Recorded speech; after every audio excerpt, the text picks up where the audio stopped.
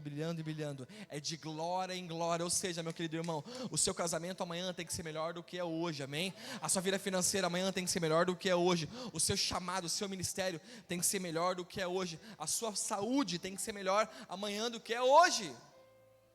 Você não pode aceitar menos do que isso. É prosperidade, é aquilo que está em constante evolução, amém?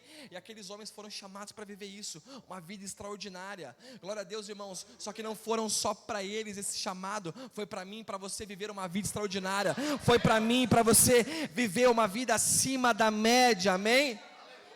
Eles foram chamados para provar coisas incríveis. Eles viram pães se multiplicarem, eles viram cegos voltarem a enxergar, eles viveram um tempo incrível. Só que chega uma hora, e aqui que eu vou entrar no texto, aqueles discípulos andando com Jesus, caminhando, vendo cegos voltarem a enxergar, verem pessoas se entregarem a Jesus, verem milagres, prodígios acontecer no meio da comunidade deles. Só que chega uma hora que eles estavam caminhando. Quem aqui tem mais de 2 anos de evangelho? Levanta a mão. Mais de 5? Mais de 10? Mais de 15? Amém, glória a Deus. Irmãos, você que já passou, pelo menos eu vou dar uma média baixa, uns 4 anos na igreja, provavelmente você já desanimou alguma vez. Chutei assim, ó, bem longe. Provavelmente você falou assim, cara, não quero mais isso, chega, não vou brincar mais, está aqui, vou embora. Alguém já passou por isso ou só eu? Só eu? Ah, tem mais uma irmã ali. Agora sim. Obrigado pela sua sinceridade, irmãos. Glória a Deus. Mas isso é normal acontecer, porque aconteceu com os discípulos. Capítulo 21. Aqueles homens viram Jesus. Pedro caminhou próximo de Jesus. De repente, Jesus faz o quê? Morre. Imagine a mente de Pedro. Fala, não, peraí, tá de sacanagem, cara. Larguei minha mulher em casa. Larguei tudo, larguei minha empresa de pescaria, larguei meu treinamento de pescaria, larguei minha vida para seguir um cara e o cara morre. Não, tá maluco. Deixa eu te falar uma coisa. Pedro foi frustrado pela crucificação de Jesus. Quando Jesus vai para a cruz, Pedro fica frustrado. Chega uma hora no evangelho, irmãos, escuta, chega uma hora na caminhada com Jesus que parece que tudo perdeu encanto. Parece que já não tem mais aquela graça que tinha antes. Parece que, cara, mas eu estou fazendo tanto tempo, eu estou aqui, eu estou servindo, e parece que veio uma frustração. Quando vem uma frustração, é porque Deus está te preparando, amém? Para um novo lugar que Ele quer te inserir, meu querido irmão. Só que o problema é que nós, por sermos imaturos, não reconhecemos isso. E fazemos o quê? Não brinco mais. Parei. Pastor, estou fora do louvor. Estou dando um exemplo, isso aqui acontece lá na minha igreja só, tá? Pastor, não vou mais ficar no diaconato. Tá bom, irmãos. Estou frustrado. Por quê? Porque, sabe, eu estou orando há tanto tempo e meu marido não se converteu ainda. Talvez seu marido não se converteu porque você não se converteu ainda. Ai, pastor, a frustração vem. Só que a gente precisa aprender um princípio aqui com esse texto, meus queridos irmãos, amém? A crucificação, ela tirou o porto seguro de Pedro naquele momento. A cruz é um lugar onde o Senhor frustra os meus planos e os seus planos, amém? E não tem como fugir disso. É impossível você fugir da cruz. Mas eu vou provar, irmãos, hoje aqui eu vou provar para vocês, amém? Eu só vou expor a Bíblia, que não tem como você fugir da cruz. Olha para o seu irmão e fala assim, não tem como você fugir do que Deus tem para você, amém? Existe uma vida nova para você depois da cruz, amém? Existe uma vida, existe um casamento novo, existe, não é um novo marido, amém? O pastor falou que não, vou casar, não. Existe uma nova unção sobre o seu casamento. Existe uma nova graça sobre os seus negócios. Quando você encara a cruz, irmãos. Só que a cruz não é bonitinha assim. Ninguém pega a cruz e vai dar um rolê no shopping. Quando Jesus pega a cruz, Ele vai para um lugar chamado Gólgota. Gólgota fala de crucificação, de morte, amém? Então, nós temos que estar atento para isso. A cruz vai frustrar os nossos planos, amém? E é isso que Deus quer fazer às vezes. Agora, no capítulo 21, depois que acontece o cenário da crucificação, o que Pedro faz? Qual que foi a ideia de Pedro? Pedro faz o quê? Vou pescar. Pedro, quando encontra Jesus, tem a vida transformada radicalmente. Ele era um pescador de peixes, ele encontra Jesus, Jesus pivotou a vida de Pedro e falou: agora vira totalmente para um outro lugar, e agora você não vai ser mais um pescador de peixes, você vai ser um pescador de almas. Por isso que o evangelho na minha e na sua vida tem que afetar totalmente a nossa vida. Não é afetar só as nossas roupas, vestes, penteado de cabelo, estilo musical. Não, é mudar a nossa direção para o entendimento de tudo que há na terra e nos céus. É uma transformação de dentro para fora. É quando Pedro encontra isso, ele foi transformado. Só que chega uma hora que ele fala assim: perdeu o encanto. Talvez você entrou aqui essa noite e você fala assim: cara, eu não quero mais servir, não quero mais me envolver com nada, porque eu perdi o encanto. Perdi, sabe assim? Perdi. Pedro faz o quê? Volta. Retrocede. Ele voltou a pescar. Jesus fala: Pedro, você não vai ser mais um pescador de peixes, mas um pescador de almas. Ele fala assim: mas eu fui frustrado, então não quero mais brincar, vou embora. Vou voltar para o lugar que eu estava antes. E quando Pedro começa a voltar, as coisas começam a desenrolar de uma forma muito engraçada. Olha para o seu irmão e fala assim: retroceder não é o melhor caminho. Sua vida antiga nunca mais vai ser a mesma, irmão. Ela nunca mais vai ser a mesma, amém? Toda frustração vai tentar fazer você retroceder, mas Deus vai usar a frustração para te fazer avançar em nome de Jesus. Pastor, eu fui frustrado, fui traído. Não tem problema, irmãos, calma, Deus está te levando por um tempo novo. Ele vai te fazer avançar. Você não vai parar, você não vai retroceder, você não vai voltar atrás, amém? Pedro volta a pescar. Olha como isso é sério. Quando a Bíblia vai dizer que Pedro fala: não quero mais brincar, vou voltar a pescar.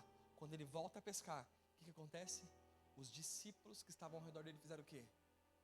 Vamos junto. Toda vez que você retroceder do seu chamado, pessoas vão com você. Parei, pastor, não quero mais, está aqui. Tudo bem, se prepara. Vai filho, vai esposo, vai cachorro, vai tudo. Vai junto com você.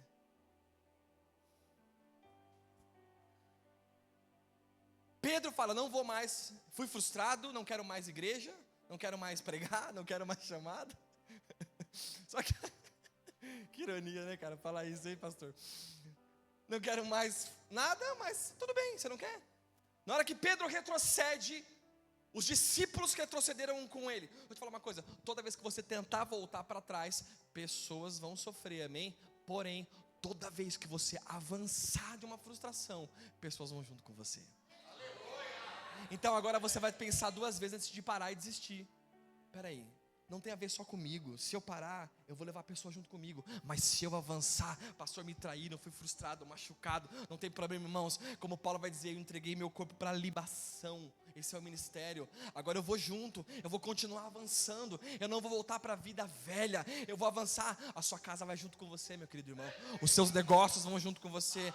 A sua vida emocional vai junto com você. A sua vida física vai junto com você. Então pense direito se você quer retroceder. E Deus é justo, amém? Deus é justo. Aquilo que você plantou, você vai colher. Se você escolher avançar em dias de dificuldade, de frustração, irmão, você vai viver coisas incríveis, amém? Pedro era um grande pescador antes de conhecer a Jesus. Ele era um grande pescador, amém? As suas experiências no passado só serviram para levar você para lugares mais altos hoje, amém? Tudo que você passou lá atrás só tem um único motivo: te promover para um tempo novo lá na frente. Vai te preparando em nome de Jesus. Mas olha que legal, Jesus é expert em frustrar. Pedro fala: não quero mais, vou embora, vou voltar a pescar. Chama os amigos, manda no grupo de transmissão: gente, estou indo pescar, quem quer vir junto comigo? Estou brincando, tá, gente? Vocês entenderam. Aí os discípulos foram junto com ele, todo mundo pescar. Olha que legal, vamos lá pescar, gente. Jesus morreu, afinal, nós somos frustrados, então vamos pescar. Vamos tirar o peso. Voltaram para a vida velha. A Bíblia vai dizer que aquele pescador sábio faz o quê? Não pescou nada. Toda vez que você tentar retroceder diante de uma frustração, uma dificuldade, você só vai piorar a situação. Você vai levar gente com você e ainda você vai só piorar a situação. Pedro não pescou nada, amém? A sua vida antiga nunca mais será a mesma, em nome de Jesus, depois da cruz, amém? Ah, pastor, mas eu sei, eu era um bom pescador. Tudo bem, agora mudou, meu irmão. Jesus entrou na sua vida. Agora, a nova criatura que te governa. Agora não é mais as minhas habilidades anteriores. Agora é o que Deus está fazendo na minha vida a partir de agora. Então, se eu falar, eu não quero mais o meu chamado, eu não quero mais as missões, eu não quero mais servir ao Senhor, eu quero voltar para trás. Quando você tenta voltar, você nunca mais vai ser o mesmo. Amém? Você nunca mais. Tinha um pastor amigo nosso, você vai lembrar. Ele falava assim, que, cara, eu não presto nem para desviar. Eu acho que eu sou bom para desviar, gente. Eu falo, cara, se eu for desviar, eu desvio de verdade, irmão. Sabe por quê? Porque eu sei que eu sou ruim. Uma frase de Tim Keller, ele fala assim: nós somos piores do que imaginamos, só que mais amados do que merecemos. Se você acha que você é ruim, fica tranquilo, tem coisa pior aí dentro de você, irmãos. Mas calma, Deus te ama, amém? Quem já cantou aquela música antiga, um louvor antigo, cantava assim: você não vale nada mais. Você já cantou esse louvor aí já, hein? É o que Deus canta para mim e para você, irmão. Vocês não valem nada, mas eu gosto de vocês. Eu morri por vocês. Eu vou salvar vocês de vocês mesmos, amém? A sua vida não vai ser a mesma. Tem muita gente improdutiva dentro da igreja, grava isso. Tem muita gente improdutiva na igreja, porque retrocedeu no espírito. Está fisicamente na comunidade, mas o espírito já voltou para trás. A pessoa vem para o culto, serve, não falta culto, mas o espírito está longe de Jesus, meu querido irmão. Você já retrocedeu, você já não tem mais o prazer que você tinha antes. E olha o que a Bíblia vai dizer sobre quem retrocede. Hebreus capítulo 10, verso 38. Põe para mim, por favor, filho. Hebreus 10, 38. Quantos estão felizes aí? Dá uma glória a Deus, irmão. Amém. Mas o meu justo viverá pela fé, ok? Eu não vou entrar no assunto teológico aqui de dizer que isso aqui era Cristo, mas vamos lá. Contudo, se retroceder, olha que legal a NVI, usou a minha palavra, eles pegaram a minha tradução. Se retroceder, não me agradarei dele. Olha o que ele vai falar. Se retroceder, eu não me agradarei dele. Deixa eu falar uma coisa, irmãos. O sentimento, a vontade de deixar para trás é normal acontecer, amém? Isso é normal e faz parte da caminhada cristã. Porque se os discípulos, se Pedro, olha isso, Pedro que viu Jesus fisicamente, presenciou os milagres fisicamente. Pedro, quando passa por uma frustração, volta atrás. Quanto mais eu e você, meu querido irmão, quanto mais nós, o sentimento de querer voltar para trás é normal, de não querer cumprir o chamado é normal, porque até Jesus passou isso. Jesus lá no Monte das Oliveiras faz uma oração assim: Deus meu, não. Senhor, se for possível, afasta de mim o quê? O que ele queria fazer? Vamos falar de verdade. O que ele queria fazer? Exatamente. Ele queria voltar atrás. Jesus não queria. A vontade dele era o quê? Eu não quero. Eu quero voltar atrás. Ele veio para uma missão, ok? Ele parte para uma missão. No meio da missão ele fala: Senhor, não quero mais. Quero voltar para casa e assistir Netflix e comer pipoca no domingo à noite. Ele falou: não quero mais. Só que ele fala assim: contudo, que seja feita a tua vontade e não a minha. A vontade de Jesus era voltar atrás, mas ele não era governado pela sua vontade. Quem governava ele era a vontade de Deus. Deixa eu te falar uma coisa: você como um filho de Deus, você precisa ser governado pela vontade do Pai, não pela sua vontade, em nome de Jesus, amém? Então a vontade de retroceder é normal, ela vem, só que toda vez que você volta atrás, a Bíblia vai dizer que Deus não se agrada. Deus não se agrada, irmãos. Quando você está disposto a lutar, a continuar mais uma milha. Ah, pastor, mas mesmo assim eu não quero. Eu não estou disposto. Vou te mostrar agora uma coisa. Se você não estiver disposto a continuar seu chamado e Deus tiver um propósito com você, lembra que eu falei que Ele não passa vontade? Ele não vai falar, tá bom, você não quer? Tadinho, vai lá, pode ir embora. Ele não vai fazer isso. Deus tem um chamado para você, amém? Deus tem um propósito para você, isso não vai parar. As circunstâncias vão fazer você se posicionar de uma nova forma. Quando você não quer mais brincar, não quero mais, chega para mim, já deu. Ele fala, tá bom, você não quer, mas eu quero que você continue. Então, se você não quer pelo seu jeito, agora vai pelo meu. Aí ele começa a te forçar. Ah, pastor, Deus não força ninguém. Você que pensa, irmãos. Você que pensa, não, Deus, eu tenho um livre-arbítrio, eu não quero fazer. Não, isso não funciona para esse contexto. Assim, aí daí que vem aquele ditado, se o cara não vai pelo amor, vai pela... Esse ditado é lindo. Se o cara não vai pelo amor, vai pela dor. As circunstâncias vão forçar você a se posicionar. Abra comigo Marcos capítulo 21, vamos lá. Vocês vão entender isso aqui. Marcos capítulo 15, verso 21. Gente, olha que coisa linda. Eu vou só... Olha que legal. Ah, pastor, eu não quero mais levar minha cruz. Cansei de carregar a cruz. Não quero mais, vou largar minha cruz. Não tem essa, irmãos. Não tem. Olha o que a Bíblia vai dizer aqui.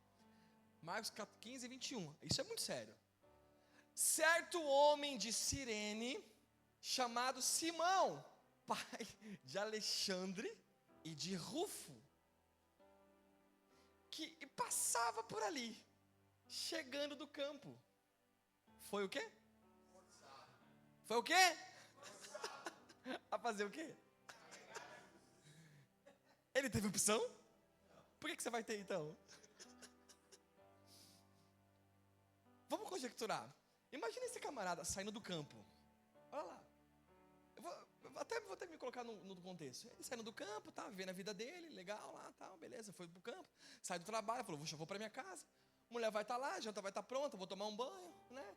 Aí de repente no caminho de casa, esse camarada vê uma, sabe, a gente fala aqui, viu aquele vulco-vulco ali, viu o fluxo ali. Aí fala, o que é isso? Aqui, lá em Mogi, o povo é o seguinte, como é cidade do interior, se tem um cachorro atropelado na rua, todo mundo para ela ver o cachorro.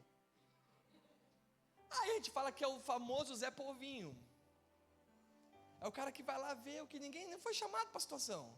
Ele fala, o que está acontecendo? Ah, o cachorro morreu. Então tá bom. Esse camarada foi igual. Simão,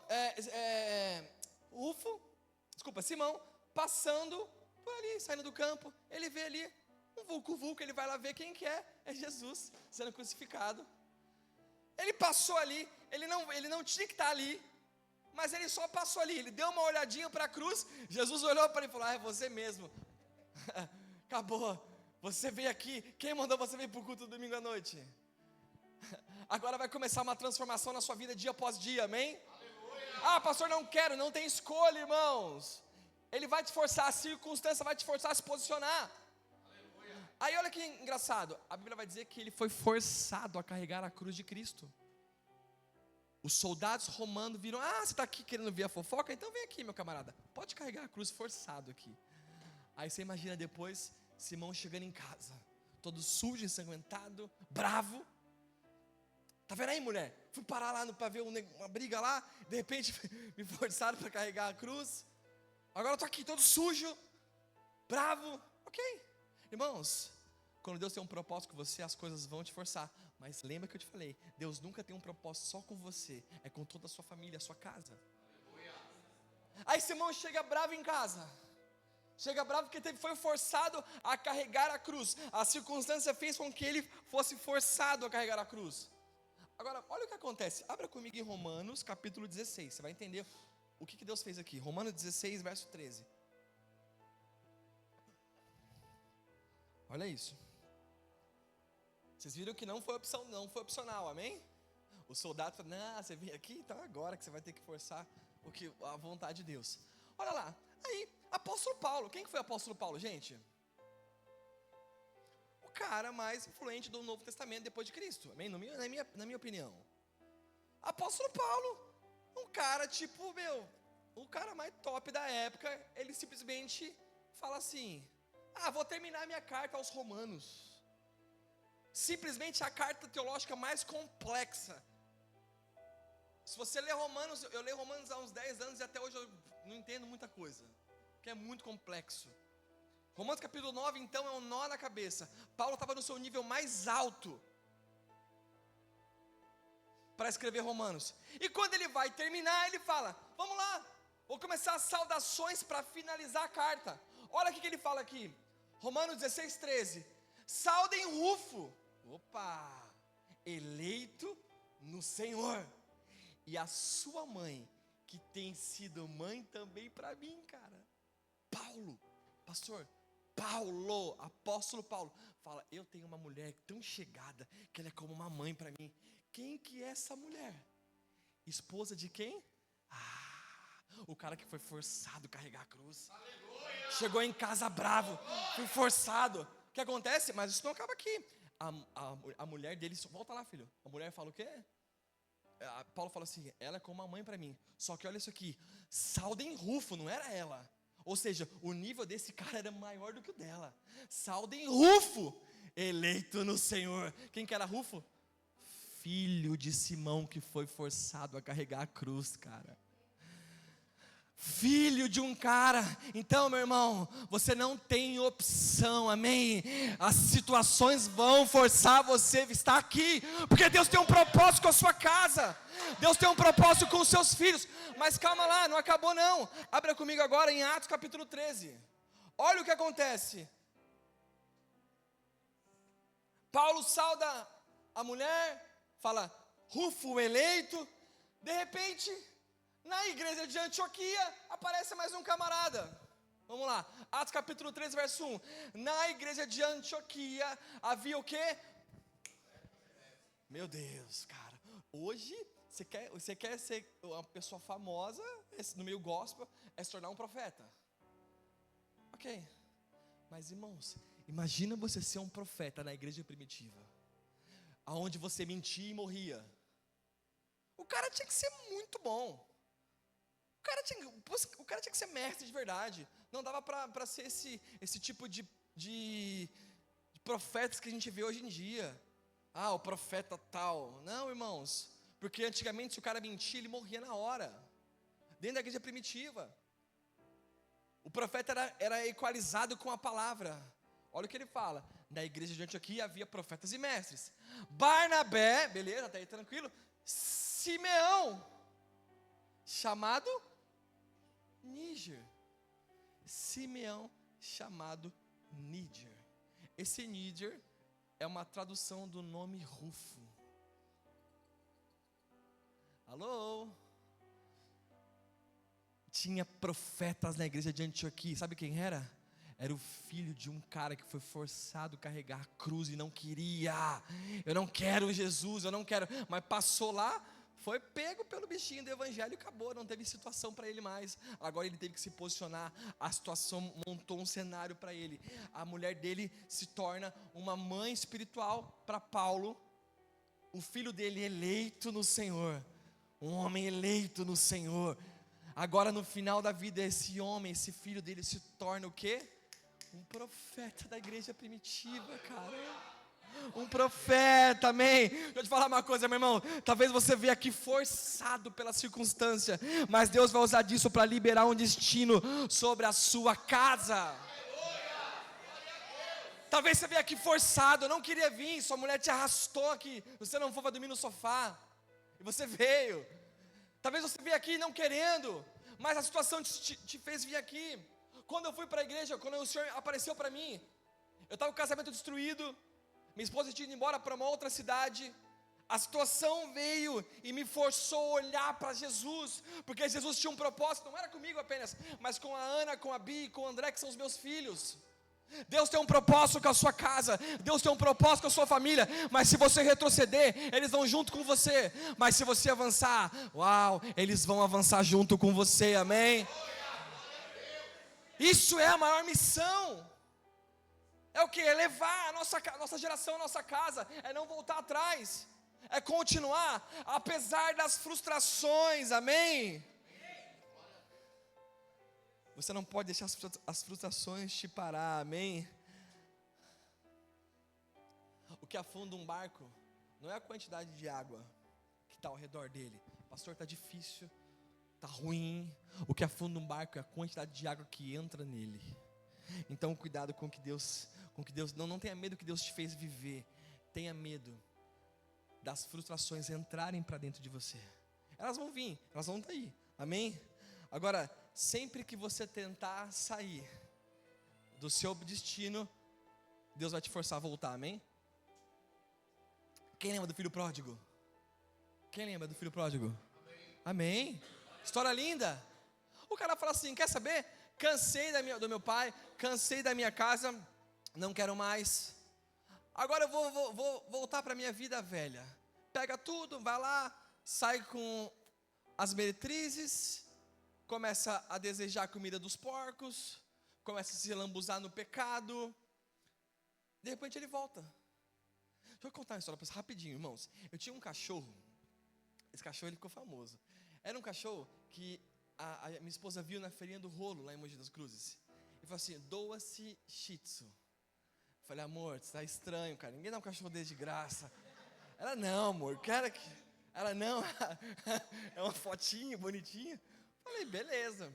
Bom, vamos lá, vamos adotar o cachorro. Pela internet. Aí, de repente, chega um dia, acho que a mulher foi e levou o cachorro, ela não estava.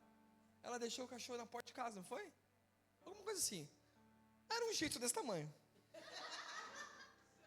Parecia meu husky siberiano, assim, ó. Eu falei, Jesus, cara. Até aí, beleza, o cachorro já estava lá. Vou fazer o quê? Vou pôr o cachorro pra rua? Só que esse cachorro, ele era cachorro de rua. Ele tinha hábitos noturnos dentro dele. Sabe o que ele fazia? Ele vinha pra casa, ele ficava lá tipo uma semana. Aí minha esposa ia, cuidava dele, dava banho, tal. De repente, ele batia a nave. Ele falava, vou embora. Ele pegava a rua de casa e ia embora, pastorzão. Ia embora. Ficava uns 3 dias na rua. Daqui a pouco ele voltava pra casa. Todo sujo, cheio de carrapicho. Acho que foi para uns forró da vida, bateu a nave, voltou para casa. E ficava na porta de casa até a minha esposa ir lá pegar ele. O que ela fazia? Ai, tadinho, amor, o Bob voltou. Aí ela pegava o Bob, tirava carrapicho do Bob. Um cachorro que tinha carrapicho. O banheiro ficava todo sujo, dava talquinho. Passava 3 dias, o Bob fazia o quê? Batia a nave de novo. Ia pra rua. Voltava depois de umas 2 madrugadas. Sem dinheiro, sem nada, quebrado, na depressão, na bad. Voltou. Ele ficava só dormindo. Quando ele voltava, ele não fazia mais nada, ele só dormia. Aí ele comia, ficava uns dias se recompondo e voltava para a rua. Eu falei, Jesus, cara. Eu falei assim, vocês são igual o Bob. Deixa eu te falar uma coisa. Quando o filho pródigo fala assim, olha isso é muito sério. Quando o filho pródigo fala assim, eu vou me colocar de volta para casa, eu vou me alinhar com o meu chamado, eu vou voltar, eu não vou mais retroceder, eu vou alinhar minha vida agora. Quando ele volta, a Bíblia vai dizer que o pai estava onde? Esperando ele. Só que olha que legal, quando o filho pródigo volta, ele voltou com o coração arrependido, mas ele não trouxe os porcos juntos. Amém? Quero voltar, pastor. Então tá, deixa o porco lá. Não vem trazer o porco aqui para a igreja, não.